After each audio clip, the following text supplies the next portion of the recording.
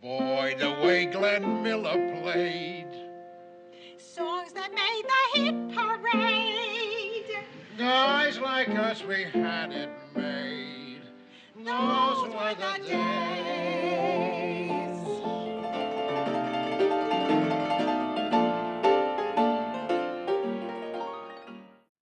We had made perhaps 2 or 3 shows when the first show was to air. And the network liked the second show better because it was Archie and Nixon. It wasn't Archie and Jews and Archie and black people and Archie and Chinese people, whatever, everything else we went into. And I favored the first one because, as I said to the network, you know, we're going to jump into the water together and get wet. You can't get wetter than wet. The first script gets us altogether wet. And that's the one I want to use. They were going to air the second show. It was then that United Artists was offering me a 3-picture deal to write, produce, and direct 3 films. When CBS said, no, we're going to put the second show on first, I said, well, I'm not going to be around if that happens. And which sounds brave now, but it really wasn't so brave. Because I had this offer from United Artists. And most of my friends and family said, do that. This show, they're going to kick you off the air anyway, you know. Take the other offer. But I was so emotionally invested in this show. And it was the night before we were sitting around working on the 4th script when I got a call, you know, maybe 10 o'clock at night, 1 o'clock in the morning in New York. That they were going to air the first show. Warning. The program you are about to see is All in the Family. It seeks to throw a humorous spotlight on our frailties, prejudices, and concerns. By making them a source of laughter, we hope to show, in a mature fashion, just how absurd they are. The network thought, with the first show, advisable that they put an advisory. They had a disclaimer which essentially said, nothing you're about to see is anything that we want to have anything to do with. There would be controversial material discussed here, so careful. As far as we're concerned, if you don't watch the next half hour, that would be okay with us. Now, let me tell you something. If your spicks and your spades want their rightful share of the American dream, let them get out there and hustle for it just like I done. Yeah, but Archie, you're forgetting one thing. You didn't have to hustle with a black skin. No, I didn't have to hustle with one arm and one leg neither. So what? So you're admitting that the black man is handicapped. Oh, no more than me. He's just as good as me. Wait, now I suppose you're going to tell me that the black man has had the same opportunity in this country as you? More. He's had more. I didn't have no million people out there marching and protesting to get me my job. No, his uncle got it for him. That first night, they had 20-some-odd additional operators on a bank of phones, thinking they were going to get an avalanche of calls, and they didn't. It proved that Norman Lear was right because he trusted the audience. He had much more respect for the audience's receptivity than the nervous people had. They got a lot of phone calls, but people were calling in and saying, what was that? Is that coming back? We like that.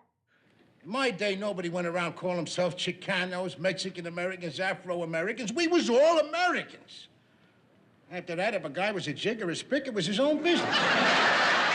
A lot of words that had never been used on television, but any program, were used first on ours. You know, Archie, just because a guy is sensitive and he's an intellectual and he wears glasses, you make him out a queer. I never said a guy who wears glasses is a queer. A guy who wears glasses is a four-eyes. A guy who's a fag is a queer. The battles over language on the show are best illustrated by the fact that it took 3 years to get the show on. 3 years and 2 networks out of 3 to get the show on. That says everything for how difficult it was. Harris and Whipple, Johnson and Smith, McDonald and Shelby, Rabinowitz, and Rabinowitz. Rabinowitz. What was the third name? Rabinowitz. Yeah. How do they sound to you? Jewish. Very Jewish. So what has their religion got to do with it? That's what we want to know. Oh, listen, Mr. Big Liberal. You brought up their religion, not me. If they're good lawyers, for all I care, they could be chinks. Can you believe him? He actually thinks because they're Jewish, they're smarter, they're shrewder. Well? You actually believe that junk? Will you listen to this guy, Edith? I agree with him that they're smarter and shrewder. He's making out like I don't like the Hebes. Now, Daddy, you stop twisting things around like that. You don't trust anybody that's different from you until you need him. Well, I do need him. Oh, gee. Mom, he's so prejudiced. What are we gonna do? Get him a Rabinowitz. We could say almost anything we wanted that had never been said before on television because Archie would jump in and shush everybody. He was the built-in censor. So something was said, and he would say, "Don't say that. That's rude," or something, whatever it was. So that was our device, and we used it to good advantage. I tell you something, wise guy. You see, you don't understand your basic simplistics. Your biggest problems always burn themselves down to the human factor. I mean to say, the president, after all, is only a man. Right, and he's in the wrong job. Was that what you said to him in that letter? Give me that. Give me that. A What are you jerk doing? pipsqueak like you. You have the nerve to insult the commander-in-chief. That's my return address on there.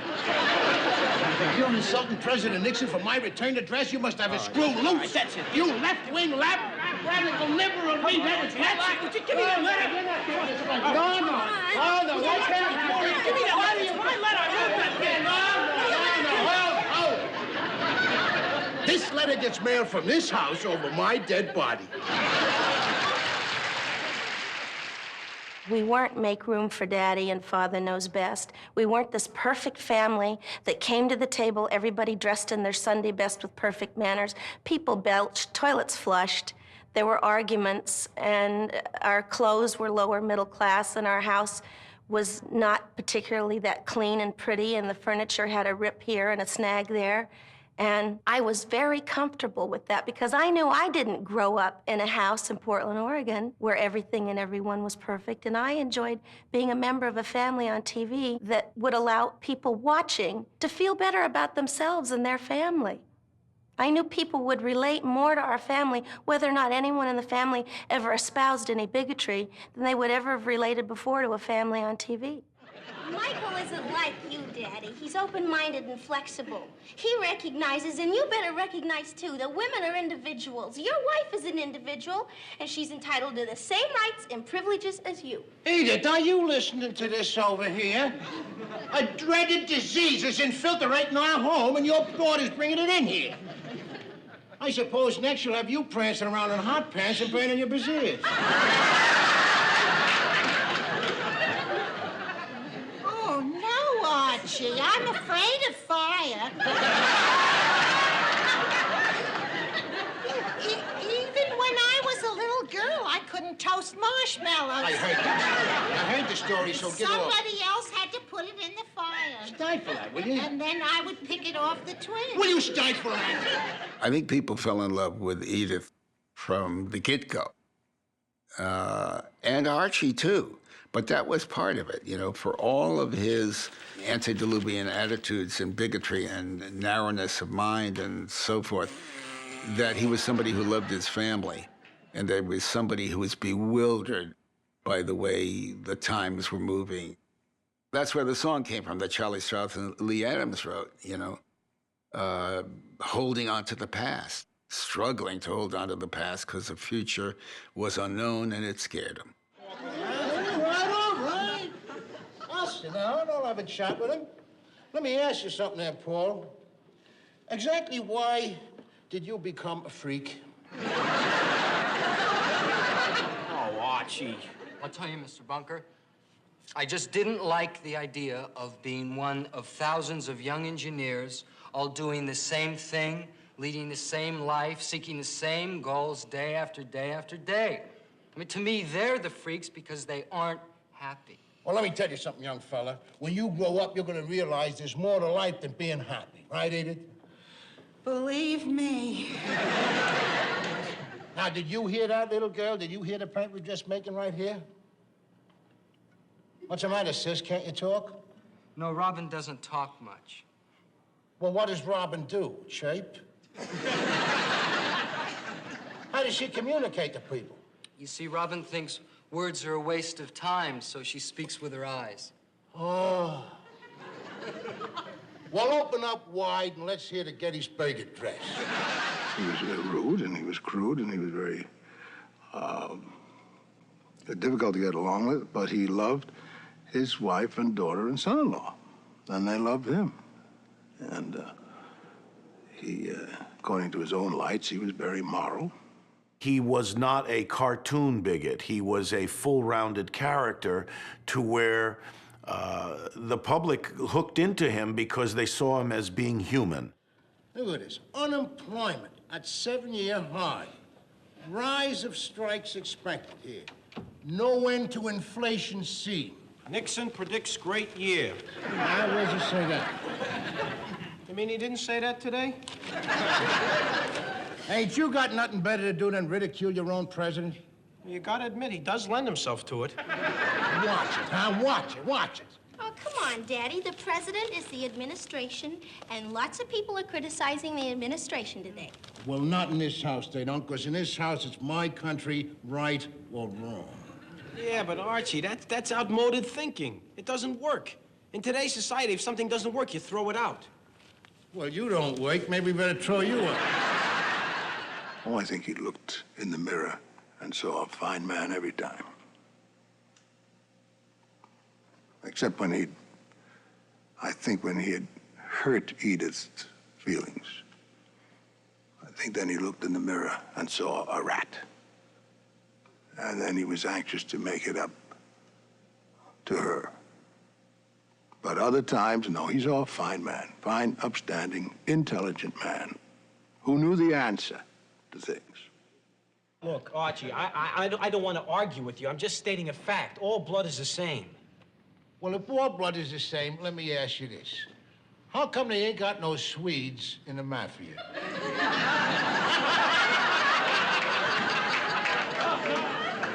What's that got to do with anything? Because your Italians got a lock on it, that's why. It's in their blood. The same way it's in your black's blood to do the Scooby-Dooby-Doo.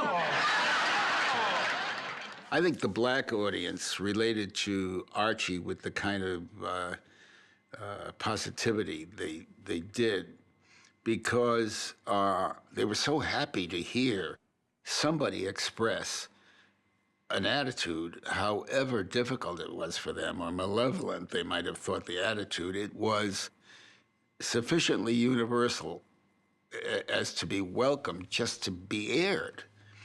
And they also knew the show overall was certainly not favoring what Archie was saying in regard to how he felt about all minorities. Poor Mike. Huh? They get all confused, don't they? You goody-goody white liberals. You tell them all men are brothers. You tell them we all come from the same garden. Right away, they think we all got the same blood. Ain't that ridiculous?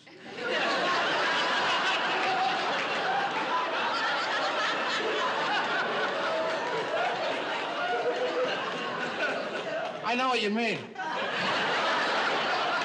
Yeah. I mean, if they start pumping our blood into you white folks, well, who knows what might happen? You could all turn black.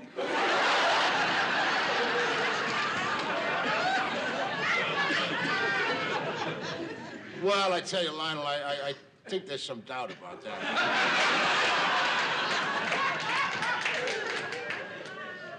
You wouldn't want to chance it, would you? No. And I think, too, they could accept in Archie when they got to know him that the guy was reacting out of fear. This was not somebody who would throw a neighbor out because of their color or sign a petition to have them out. Or this was just somebody who couldn't understand and live with the way the future was incrementally becoming part of his life. Let's try to talk intelligent, huh? Now, if God was black, as you say, then his son would also have to be black. You ain't gonna tell me that Jesus is black. Well, now you're catching on. They already proved that Jesus was an Ethiopian. Wait a minute now. You say he's an Ethiopian, a Presbyterian says a Presbyterian. But whatever he was never black. Well, if God wasn't black, how come he built us so much better than you? Are you kidding? Well, look at the way it is, man. Take us out of football, take us out of basketball, take us out of the Olympics, and what do you got? I can't even think about it. It's pathetic. Well, let me ask you something. How come all the astronauts are white? Because they're picked by lily white Americans like you who only pick other lily white Americans. So what? So nothing. Keep your white astronauts. Like I already proved to you, we got God, who is black.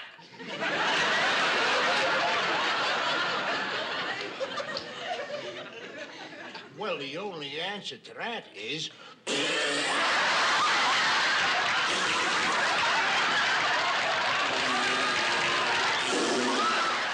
We were kidding American attitudes. And the artistic term for that is satire. We were having fun with these attitudes. We weren't promoting anything, but Norman and I and the cast knew what we were up to. We trusted that if we were honest and accurate and truthful in the situation and in the attitudes, the result would be correct and would be acceptable. Boy, oh boy, a woman sure has no chance to express herself around you. It's as if she were in prison. She can't grow, she can't change. She's second class, half a person. Hold it there, little girl. Oh, them ain't your words. Where you getting all that from? Oh, Gloria has been reading a book about women's lib. Oh, gee. The tenor of the times in the 70s when Archie and Mike were carrying on, and Mike and Gloria were carrying on, too, as far as that goes, was everything that was going on politically and in the women's movement. And, you know, there was great amount of conflict between men and women, between men and boys, between antediluvian attitudes and modern attitudes. And so I think in comedy that's paying attention to the topicality of the moment, there is always conflict. If we don't exist without each other, if we can't feel anything without each other, then we need each other as much, therefore we're equal. You're right. We are equal. We're totally equal. Oh, Michael. In this room.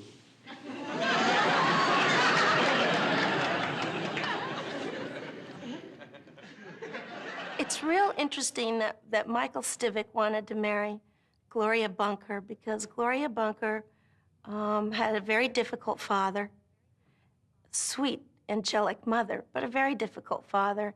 And she's as much her daddy's little girl as her mother's. Like in any family, when a daughter gets married, she has allegiance to her husband, and she also has an allegiance to her father and her mother. And so Gloria many times was caught in between, and she is Archie's daughter. She loved Archie, even though she didn't agree with him, even though she thought he was the meathead, she still loved him. She actually didn't know that he did or said anything wrong until she married Michael, and he opened her eyes.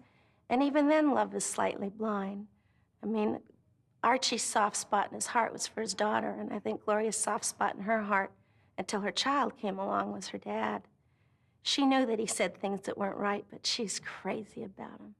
Gloria's gonna have a baby. You're gonna be a grandpa. Oh, Daddy!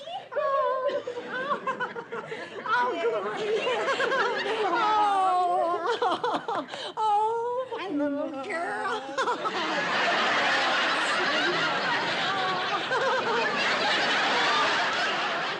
The more serious the subject was, and the more you had the audience with you, hooked on the moment and the feelings of the characters, which is to say, serious in whatever concerned them, the larger the laugh when you got to the laughs. Oh, Gloria, it's gonna be wonderful and so convenient. Why, we can take care of the 2 a.m. feeding with your room right next to ours. Why, we'll be sure to hear the baby cry. And if you're too tired, why, I can get up, huh? You can just knock on the wall. Oh, you're so thoughtful, Mom. And babysitters. Oh, you got built-in babysitters practically 7 nights a week. I think the reason, beyond their brilliance as talents, that they could evoke the kind of laughs they did was because they also had the capacity, and the stories were geared for them to have the audience caring about what they were dealing with. We were reflecting what we thought was real life and real characters and real family situations. Hey, hey, hey, here I am. On behalf of the bear and me, I bid you all a good evening. Archie. Mike, come here, man. I want to tell you something. Archie, we tried to reach you at work and you'd already left. Will you wait a minute? Let me tell you something. Now, I thought this whole thing over, and you can't leave. Because you can't go to school at night and work at the same time, pay for an apartment, support a wife and a baby. See? Now, to begin with, you ain't got the brains. Archie. It's true, Edith. It's true. The boy didn't even have the brains to keep himself from getting pregnant. Archie, I've been trying to tell you something. I'm trying to tell you something. We're not pregnant anymore. Will you let me finish? You what? Well, we're not gonna have a baby now. You big dumb Pollock, did you do something illegal? Come on, don't be ridiculous. Of course not. Well, then what happened? What's with the face on you, Edith? What is it? Archie. Gloria lost the baby. What are you talking about? What do you mean by that? But the doctor says she's gonna be fine. She lost the baby. Yes, Archie. She lost the baby. The ones that make me feel really sentimental are the scenes that I got to do with Carol O'Connor. When I was upstairs in bed as Gloria, and he came up because he came home with a big teddy bear under his arm, and he found out that Gloria had miscarried. And he came and he had this, I'm crying now talking about it. He had this wonderful scene with her, telling her how much he loved her. So sweet. Come in. Hi, Daddy. Hiya, sweetheart. How you feeling? Hey, you look pretty good there. I didn't do a very good job, did I? Ah, who said that? Some dopey Oh, doctor. no, Daddy, stop. Oh, gee whiz.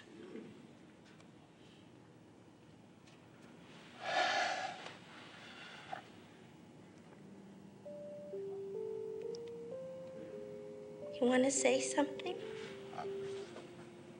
Well, no, nothing. No, nothing.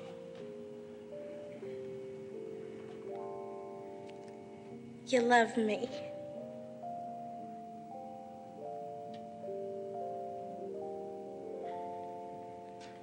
I love you too, Daddy.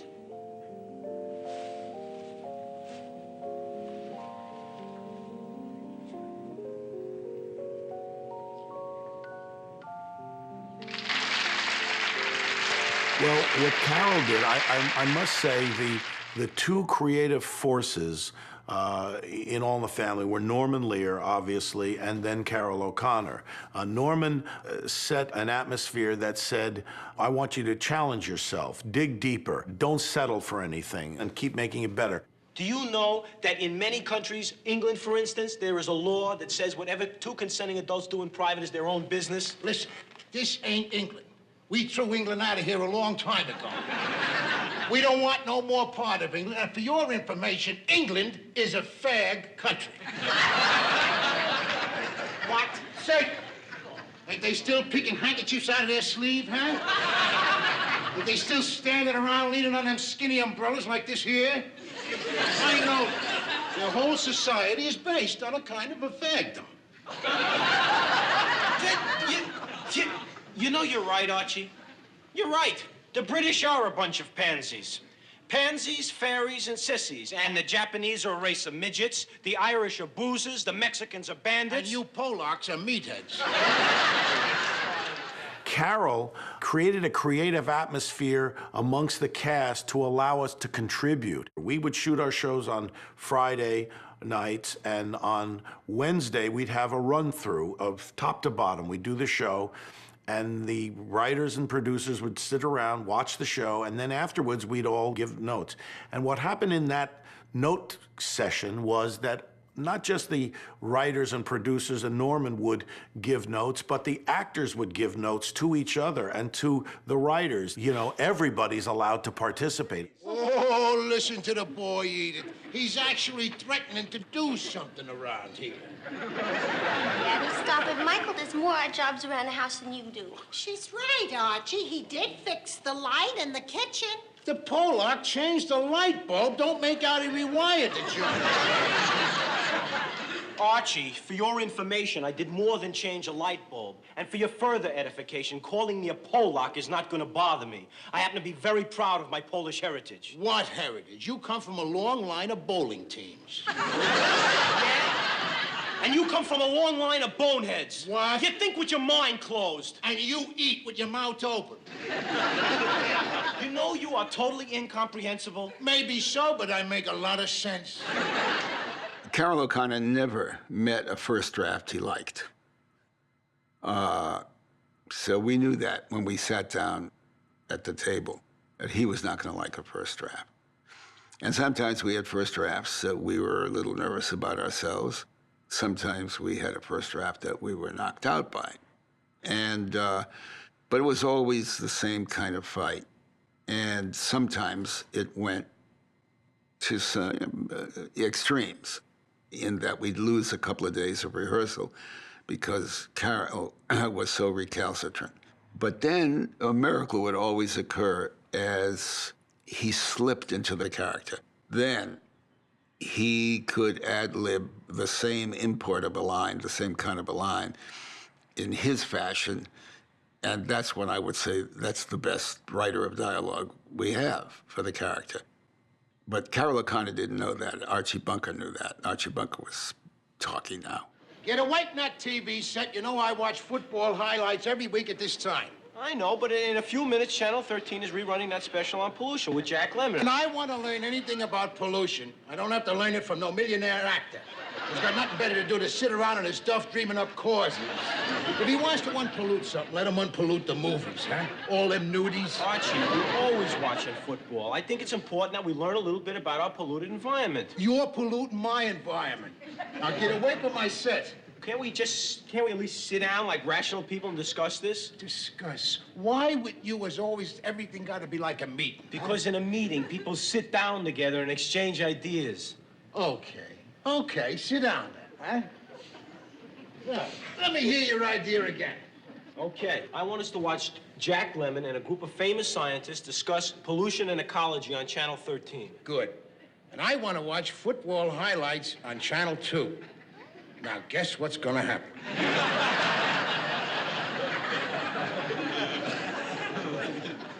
You're gonna watch football highlights on Channel 2. Meeting adjourned. I can look at All in the Family now and laugh every bit as hard as I did then. Not because I don't, I needed to know what was coming, but because the genius and bravura of the character as played by Carol. And how do you not love somebody who made you laugh so hard for so long? Is Archie Bunker here? Yeah. Huh? Will I hold for Eddie Frazier? Sure, I'll hold for Eddie Frazier. Hey, Edith, it's Eddie Frazier. He must be calling me from the coast to find out about... Hello? Yeah, I'm holding. Here, Edith, you take this thing. Keep the line alive, will you? He's calling me from California. A guy worth $35 million.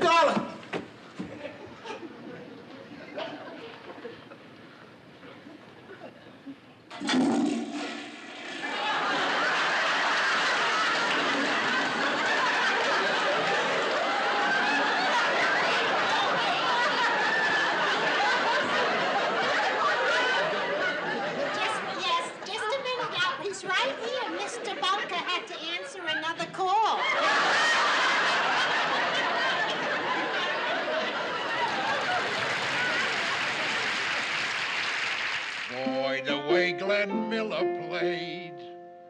Songs that made the hit parade. Guys like us, we had it made. Those were the days. And you knew when you were there. Dance for girls and men were men. Mister, we could use a man like Herbert Hoover again.